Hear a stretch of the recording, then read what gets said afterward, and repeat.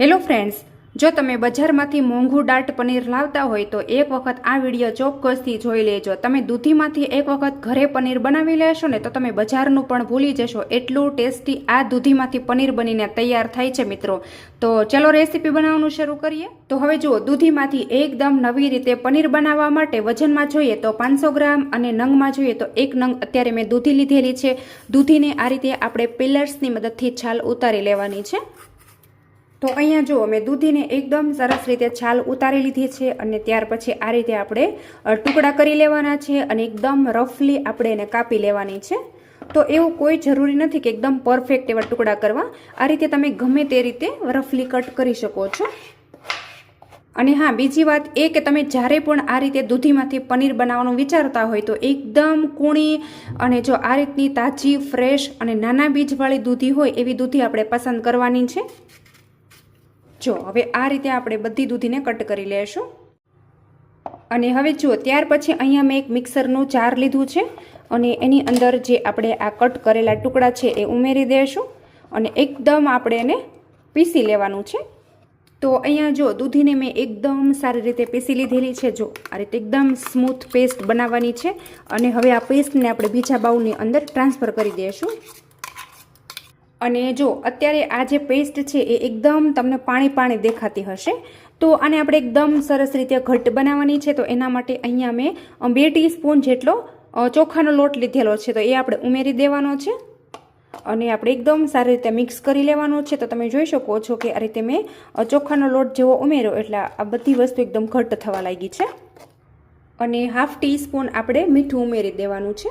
Test according આપણે મીઠું ઉમેરવાનું રહેશે. અને ફરી વખત આપણે હલાવી એકદમ સારી રીતે મિક્સ કરી લેવાનું છે. જો તમને બેટર પતલું લાગતું હોય તો ફરી વખત અહીંયા તમારે ચોખાનો લોટ ઉમેરી દેવાનો. જો તમારી પાસે ચોખાનો લોટ ન હોય તો અહીંયા તમે ઘઉંનો લોટ અથવા મેંદો પણ ઉમેરી શકો છો. ઇવન તમે આની અંદર બેસન પણ એડ કરી શકો છો. કોઈ જ પ્રોબ્લેમ નહીં આવે, પરફેક્ટ જ બનશે. અને ત્યાર પછી અહીંયા મેં ઈનો લીધેલો છે તો આપણે 2 ટીસ્પૂનને આપણે 1 ચપટી જેટલો ઉમેરી દેવાનો છે.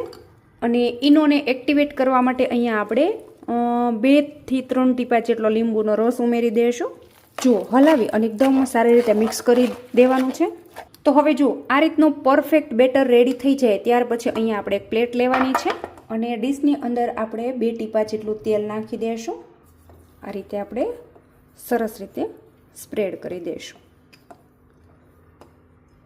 અને ત્યાર પછી અહીંયા જે આપણે તૈયાર કરેલું બેટર છે એ આપણે પ્લેટમાં પાથરી દઈશું. તો તમે એક વખત આવી રીતે દૂધીની રેસીપી બનાવશો ને તો તમે બજારનું પનીર પણ ભૂલી જશો. એટલી બધી ટેસ્ટી આ રેસીપી બનીને તૈયાર થાય છે. જે લોકો દૂધી ખાવાનું બિલકુલ પસંદ નથી કરતા ને એના માટે તો આ બેસ્ટ ઓપ્શન રહેવાનો છે. તો તમે જોઈ શકો છો કે કેટલી પરફેક્ટ એમ કે સ્મૂથ પેસ્ટ બનીને તૈયાર થઈ છે. તો હવે જે આ લેયર છે એને આપણે એકદમ સરસ રીતે સ્મૂથ કરી દઈશું. એનો થર છે એકદમ સરખો કરી દઈશું. તો અહીંયા જો એકદમ મસ્ત મજાની પ્લેટ આપણી બની અને રેડી થઈ ગઈ છે. તો આને આપણે સાઈડમાં કરી દઈશું અને થોડી આપણે આગળની તૈયારી કરી લઈશું. તો હવે જુઓ, અહીંયા મેં 3 નંગ ટમેટા લીધા છે. એને પણ આ રીતે આપણે રફલી કટ કરી લઈશું. અને ડુંગળી લીધેલી છે. ડુંગળીને પણ આપણે આ જ રીતે રફલી ચોપ કરી લેવાની છે. તો જુઓ, આ બંને વસ્તુને મેં એકદમ સરસ રીતે રફલી ચોપ કરી લીધું છે. તો અહીંયા તમારે જેટલી ગ્રેવી બનાવવી હોય ને એ રીતે તમે કટ કરી શકો છો. તો હવે આ બધી વસ્તુને આપણે સાઈડમાં કરી દઈશું અને આપણે જઈશું ગેસ તરફ. તો હવે જુઓ, ગેસ ઉપર કડાઈની અંદર પાણી ગરમ થવા માટે મેં રાખી દીધું છે. અને ત્યાર પછી અહીંયા મેં જે તૈયાર કરેલી પ્લેટ છે એને આ રીતે આપણે ગોઠવી દેવાની છે. તો આ રીતે આપણે થોડી સાઈડમાં રાખવાની છે અને આ જે સાઈડની જગ્યા છે ને ત્યાં આપણે આ રીતે ડુંગળી નાખી દેવાની છે. તો એક કામમાં 2 કામ થઈ જશે.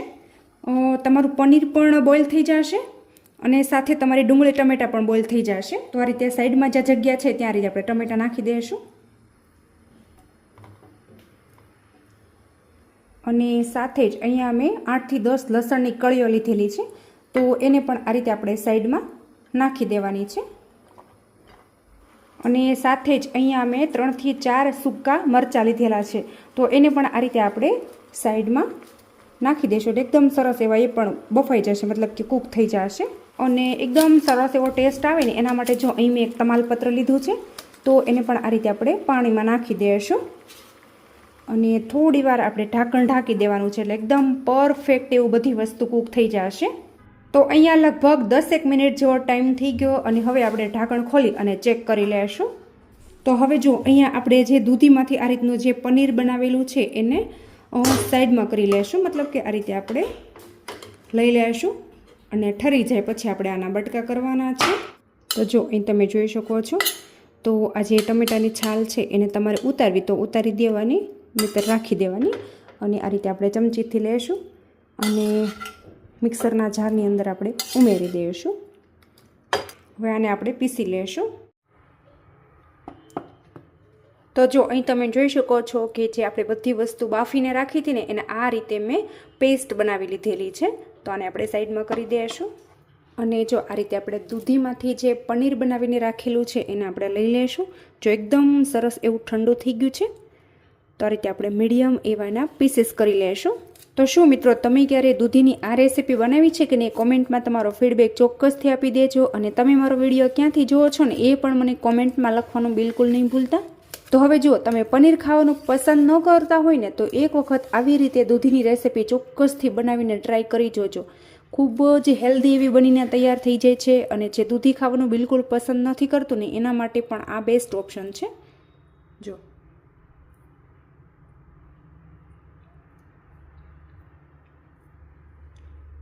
જો એકદમ મસ્ત મજાના પીસીસ બની અને રેડી થઈ ગયા છે.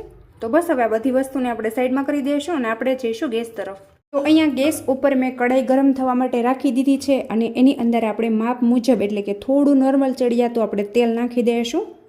તો તેલ ગરમ થઈ જાય ને એટલે આપણે 1 ટીસ્પૂન જીરું નાખી દઈશું અને એની અંદર આપણે વાટેલા મરચાં અને લસણ નાખી દઈશું.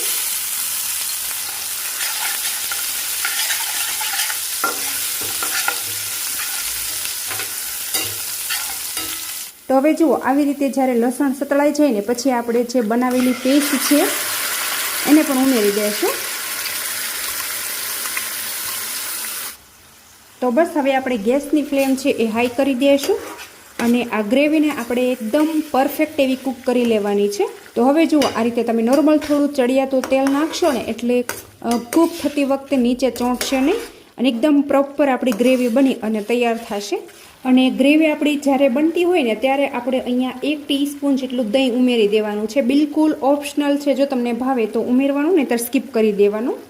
દહીંને આપણે ભાંગી લેશું અને એકદમ પ્રોપર રીતે આપણે હલાવી અને મિક્સ કરવાનું છે. તો અહીંયા આપણે પાણી બિલકુલ નથી ઉમેરતા અને ઢાંકણ ઢાંકી દેશું અને એકદમ પ્રોપરલી ગ્રેવીને આપણે ચડી જવા દેવાની છે.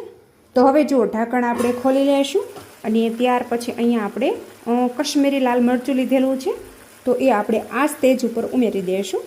ફરી વખત આપણે ઢાંકણ ઢાંકી દઈશું અને 1 થી 2 મિનિટ આપણે કૂક કરી લેશું. તો બસ આપણે ઢાંકણ ખોલી લેશું તો તમે જોઈ શકો છો કે મરચું એકદમ પરફેક્ટ એવું પલળી ગયું છે. તો આ રીતે આપણે હલાવી અને એક વખત મિક્સ કરી લેશું. જો ગ્રેવી કેટલી સરસ બની અને તૈયાર થઈ ગઈ છે. અને ત્યાર પછી અહીંયા મેં પાઉંભાજીનો મસાલો લીધેલો છે તો એ પણ આપણે ગ્રેવી સાથે મિક્સ કરી દઈશું અને એકદમ પ્રોપર રીતે આપણે હલાવી લેવાનું છે.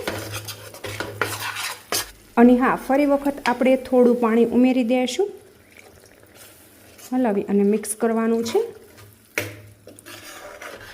તો જો મિત્રો એક વખત તમે આવી રીતે દૂધીનું શાક બનાવશો ને તો તમે જૂની બધી રીત ભૂલી જશો અને તમે બજારમાંથી પનીર પણ ક્યારેય નહીં લાવો. એટલું બધું ટેસ્ટી આ શાક બનીને તૈયાર થાય છે મિત્રો. જો તો બસ અહીંયા હવે આ ગ્રેવીની અંદર આપણે જે બનાવેલા પીસીસ છે એને આપણે ઉમેરી દઈશું. એકદમ ધીરે ધીરે આપણે મિક્સ કરવાનું છે. પીસીસ આપણા તૂટી ન જાય એનું આપણે ખાસ ધ્યાન રાખીશું.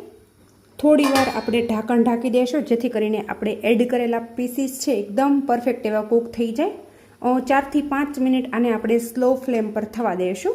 જો ગેસની ફ્લેમ હવે આપણે બંધ કરી દઈશું અને શાકને આપણે એક પ્લેટમાં સર્વ કરી દઈશું.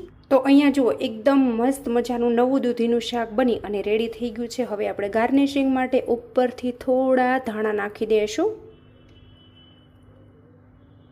જો લાગે છે ને એકદમ મસ્ત મજાનું. હવે તમે આને રોટલી, રોટલા, પરોઠા સાથે ખાઈ શકો છો. તો મિત્રો, તમને મારી આજની આ એકદમ નવી રીતે દૂધીનું શાક બનાવવાની રેસીપી કેવી લાગી ને એ કોમેન્ટમાં તમારો ફીડબેક ચોક્કસથી આપી દેજો. અને તમે મારો વિડીયો ક્યાંથી જોવો છો ને એ પણ કમેન્ટમાં લખવાનું બિલકુલ નહીં ભૂલતા.